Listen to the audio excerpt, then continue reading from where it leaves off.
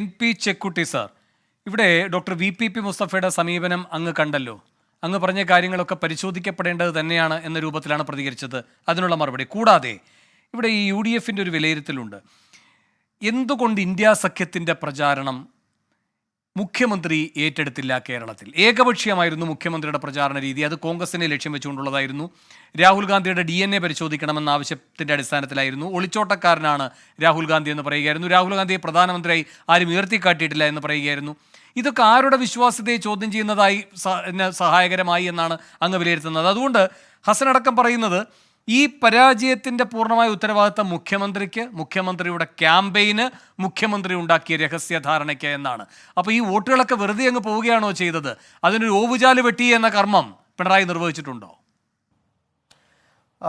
മുസ്തഫ പറഞ്ഞതിനോട് എനിക്ക് സന്തോഷമുണ്ട്. കാരണം അവരുടെ പാർട്ടിയിൽ യഥാർത്ഥത്തിലുള്ള ഒരു ഇൻറ്റേർണൽ റീതിങ്കിങ് നടക്കുന്നുണ്ട്, അല്ലെങ്കിൽ അതിനുള്ള സാധ്യതകളുണ്ട് എന്നാണ് അദ്ദേഹത്തിൻ്റെ ഈ വാക്കുകളിൽ നിന്ന് എനിക്ക് മനസ്സിലാവുന്നത്.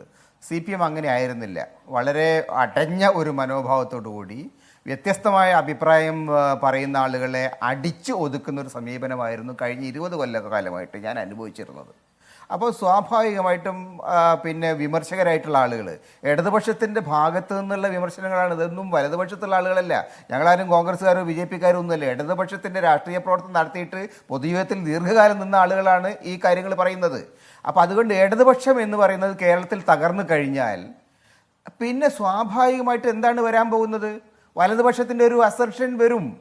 ആ കേരളത്തിൽ ഇപ്പോൾ സംഭവിച്ചുകൊണ്ടിരിക്കുന്നതാണ്. കേരളത്തിൽ കോൺഗ്രസ് ഒരു സെൻട്രൽ ലെഫ്റ്റ് പാർട്ടിയാണ്. ഇടതുപക്ഷ പ്രസ്ഥാനങ്ങൾ വേറെയുണ്ട്. വലതുപക്ഷം എന്ന് പറയുന്ന ഒരു പ്രധാനപ്പെട്ട ഏരിയ അവിടെ ബ്ലാങ്കായിട്ട് നിൽക്കുകയായിരുന്നു കേരളത്തിൽ കുറേ കാലങ്ങളായിട്ട്. ഇപ്പോൾ BJP വളരെ ശക്തമായിട്ട് ആ പ്രസൻസ് അവിടെ ഉണ്ടാക്കുന്നു. അവിടേക്ക് സ്വാഭാവികമായിട്ടും ഇടതുപക്ഷത്തടക്കം ഉള്ള ആളുകൾ അങ്ങോട്ട് ആകർഷിക്കപ്പെടുന്നു. എന്തുകൊണ്ട്? ഇടതുപക്ഷ രാഷ്ട്രീയത്തിൻ്റെ അടിസ്ഥാനപരമായിട്ടുള്ള പ്രിമൈസസിൽ, അതിൻ്റെ നിലപാടുകളിൽ കോംപ്രമൈസ് എന്നുള്ളതാണ് പ്രശ്നം.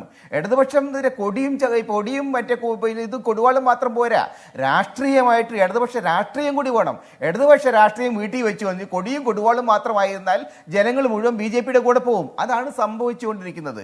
ഇടതുപക്ഷ രാഷ്ട്രീയം തിരിച്ചു കൊണ്ടുവരിക. പക്ഷേ ഇവിടെ ഒരു സംഭവം യഥാർത്ഥത്തിൽ കേരളത്തിൽ സംഭവിച്ചുകൊണ്ടിരിക്കുന്നത് ഞാൻ നേരത്തെ പറഞ്ഞു. പിണറായി വിജയൻ ഒരു ആള് പറഞ്ഞു കഴിഞ്ഞാൽ ആരും കമ്മ്യൂണിസ്റ്റുകാരൊന്നും അങ്ങോട്ട് വോട്ട് കൊടുക്കില്ല. അയാളുടെ കുടുംബക്കാരൊക്കെ കൊടുക്കുമായിരിക്കും. തീർച്ചയായും ഇപ്പൊ സംഭവിച്ചിരുന്ന വോട്ട് ഷിഫ്റ്റ്, കേരളത്തിലെ വോട്ട് ഷിഫ്റ്റ് അല്ല, അങ്ങനെ കൈമാറ്റം ചെയ്യുക എന്നതല്ല. ഇടതുപക്ഷ രാഷ്ട്രീയത്തിന്റെ